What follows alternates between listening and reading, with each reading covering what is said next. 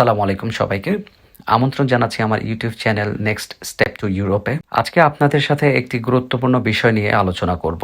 সেটি হচ্ছে as a student জার্মানিতে আসার পরে আপনার মান্থলি এক্সপেন্স কেমন হতে পারে। তো বলে রাখা ভালো, এখানে আমি এই খরচটাকে 5টি ভাগে ভাগ করে নিয়েছি, যার মধ্যে একটি পয়েন্ট আমি আপনাদেরকে ভিডিওর শেষে বলবো। সেটি খুবই ইম্পর্টেন্ট একটি পয়েন্ট, বাট এইটা আসলে সকলেরই জেনে রাখা ভালো। বাট পার্সোনালি আসলে আমার কাছে সেটা খুবই একটা বিরক্তিকর, বা আমার কাছে মনে হয় যে it doesn't make any sense. তো আমি আসলে এটা নিয়ে ভিডিওর শেষেই আলাপ করতে চাই। তো ভিডিওটি না টেনে আপনারা সম্পূর্ণ ভিডিওটি দেখতে থাকুন। প্রথমত আমি বলবো অ্যাকোমোডেশন। তো অ্যাকোমোডেশন বাবদ আপনাকে অ্যাজ এ স্টুডেন্ট অবভিয়াসলি এটা ডিপেন্ড করে যে আপনি কোন সিটিতে আছেন। আনলাইক এভরি আদার সিটিজ, জার্মানিতেও কিন্তু বেশ কয়েকটি বড় সিটিজ রয়েছে।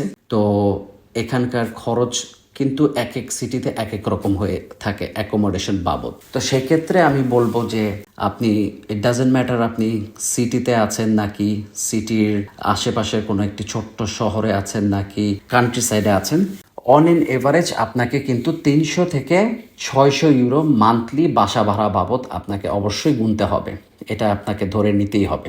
এবার আসা যাক হচ্ছে ফুড এবং গ্রোসারি যে খরচ, মান্থলি আপনি খাওয়া দাওয়ার জন্য যে খরচটা আপনাকে করতে হবে, এটাও আসলে ডিপেন্ডস অন অ্যান ইন্ডিভিজুয়াল, আসলে কে কিভাবে খেয়ে অভ্যস্ত তার উপর। তারপরও অ্যাপ্রক্সিমেটলি যদি আমি বলতে চাই যে খাওয়া দাওয়ার জন্য আপনাকে মাসে 100 থেকে 150 ইউরো খরচ করতে হবে। সো যদি আপনি মোস্টলি বাসায় খেয়ে থাকেন, বাইরে থেকে খাবার এনে রান্না করে খান, ইন দ্যাট কেস আপনার খরচটা 100 থেকে 150 ইউরোর মধ্যেই থাকবে অ্যাজ এ স্টুডেন্ট, অথবা থাকা উচিত আমি মনে করি। আর যদি আপনি এরকম হয় যে আপনি সপ্তাহে 2 দিন বা 3 দিন বা মাসে 4-5 দিন আপনি বাইরে থেকে অর্ডার করে খাচ্ছেন, তাহলে কিন্তু আপনার এই খরচটা 200-250 থেকে ইভেন 300 ইউরো পর্যন্ত হতে পারে। তো তৃতীয় যে বিষয়টি নিয়ে আমি কথা বলবো সেটা হচ্ছে হেলথ ইন্স্যুরেন্স। এটা কিন্তু খুবই ইম্পর্টেন্ট একটা পার্ট যারাই জার্মানিতে আসবেন না কেন, বিকজ জার্মানিতে আসলে অবশ্যই জার্মানিতে ইচ অ্যান্ড এভরি পার্সন কিন্তু তাদের হেলথ ইন্স্যুরেন্স রয়েছে।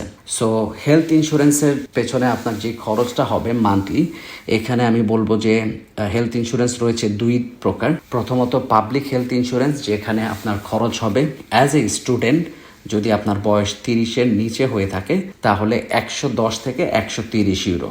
বাট আপনার বয়স যদি 30-এর বেশি হয় তাহলে কিন্তু এই খরচটা হয়ে যাবে প্রায় দ্বিগুণ, 220 থেকে 30 বা 40-এর মতো। সো এটা কিন্তু মাথায় রাখবেন। এবং অবভিয়াসলি তারা যেই টাকাটা নিচ্ছে সেটা তো এমনি এমনি নিবে না। এখানে একটা বড় যে কারণ হচ্ছে, আপনি যদি জার্মানিতে কোনো কারণে ইনজুর্ড হন অথবা অসুস্থ হন, বা you have to go through a major operations or surgery, most of the cases actually Germany কিন্তু আপনার যেই চিকিৎসার যে খরচটা সেটা কিন্তু পাবলিক হেলথ ইন্স্যুরেন্সই বহন করবে। সো মোস্টলি আমি বলবো যে আপনার ট্রিটমেন্ট থেকে শুরু করে আপনার মেডিসিনস এভরিথিং কিন্তু কস্ট আপনার যেই ইন্স্যুরেন্স আপনি ক্যারি করছেন, পাবলিক হেলথ ইন্স্যুরেন্স খরচটা প্রোভাইড করবে। সো আপনাকে কিন্তু পার্সোনালি ডাক্তারকে কোনো পেমেন্ট করতে হবে না। তো এইটা হচ্ছে এটার একটা সুবিধা। আর দ্বিতীয়ত এখানে প্রাইভেট ইন্স্যুরেন্স রয়েছে। এই প্রাইভেট ইন্স্যুরেন্স কিন্তু আবার খরচটা খুবই কম, যেখানে আপনার 38 থেকে 40 ইউরোজ মতো খরচ হয় প্রাইভেট ইন্স্যুরেন্সের ক্ষেত্রে।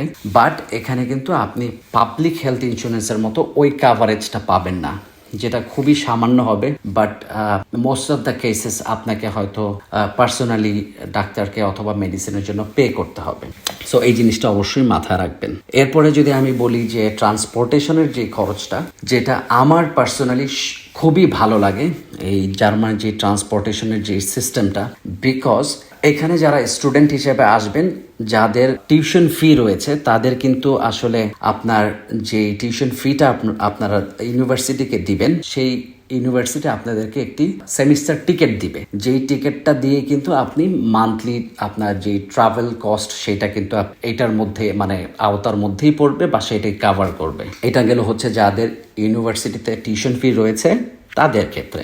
বাট যারা আসলে পাবলিকে স্টুডেন্ট হয়ে আসবেন, তাদের অনেকেরই আছে যে তাদের কোনো সেমিস্টার ফি নেই, নামমাত্র একটা হয়তো সেমিস্টার কন্ট্রিবিউশন রয়েছে, যেটা খুবই সামান্য। ফর এক্সাম্পল, আমি যদি আমার পার্সোনাল এক্সপিরিয়েন্স থেকে বলি, আমি যেখান থেকে পড়াশোনা করেছি আমার স্টুডেন্ট জীবনে, আমাকেও কিন্তু আসলে একটা সামান্যই একটা amount as a student contribution হিসাবে দিতে হয়েছে, সেটা around 65 to 75 euros. So obviously তারা কিন্তু আপনাকে সেই সেমিস্টার টিকিটটা প্রোভাইড করবে না।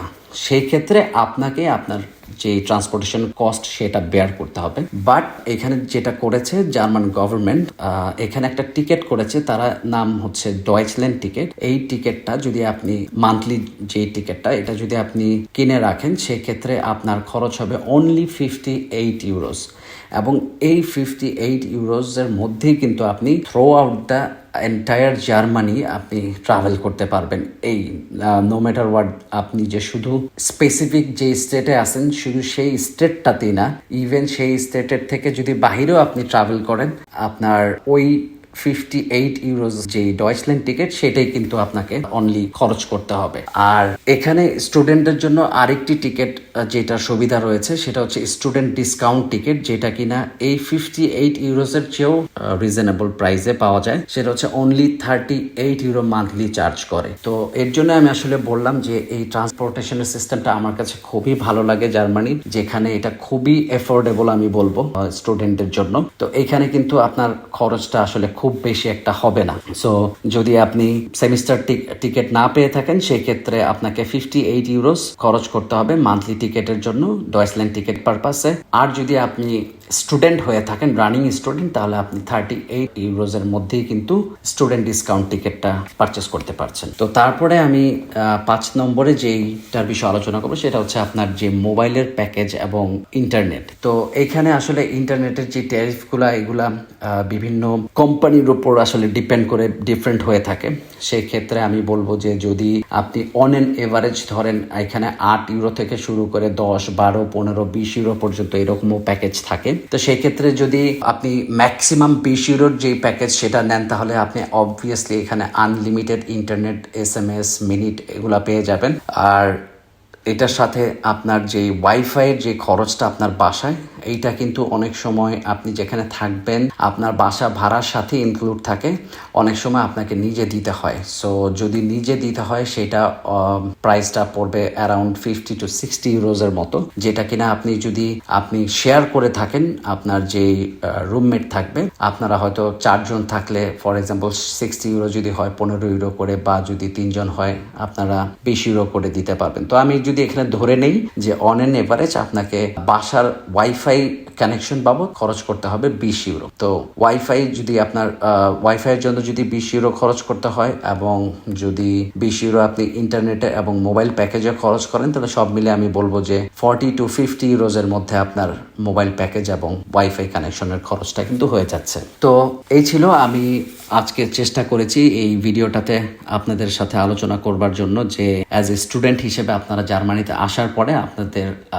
অ্যাপ্রক্সিমেটলি মান্থলি এক্সপেন্সটা কেমন হতে পারে। তো এটি ছাড়াও যে বিষয়টা নিয়ে আমি ভিডিও শুরুতে আপনাদেরকে বলেছিলাম, যে একটি বিষয় আসলে আমার কাছে আসলে একেবারেই কোনোভাবেই আসলে আমি মেনে নিতে পারি না, সেটা হচ্ছে যে জার্মানিতে একটি নিয়ম রয়েছে যে আপনাকে মান্থলি রেডিও এবং টেলিভিশনের একটা বিল দিতে হয়। সো ইট ডাজেন্ট ম্যাটার যে আপনি বাসায় টেলিভিশন ব্যবহার করেন কিনা, ইভেন রেডিও ব্যবহার করেন কিনা, আপনাকে এই খরচটা দিতেই হবে। সো এর জন্যই আসলে এই জিনিসটা আসলে আমি বললাম যে এটা আসলে আমার কাছে কোনো অ্যামাউন্টটা পে করতে হচ্ছে মান্থলি। এইটা আপনি চাইলে ইয়ারলি একবারে 12 মাসেরটাও পেমেন্ট করে দিতে পারেন, অথবা চাইলে হাফ করে নিতে পারেন 6 মাস করে, অথবা এটাকে আপনি কোয়ার্টারলি করে 3 মাস অন্তর বছরে আপনি 4টা ইনস্টলমেন্টেও পেমেন্ট করতে পারেন এই 9 ইউরো সামথিং যেই পেমেন্টটা রয়েছে রেডিও এবং টেলিভিশন বাবদ। তো আমি আজকে আপনাদের সাথে এইটাই তুলে ধরার চেষ্টা করেছি। As a student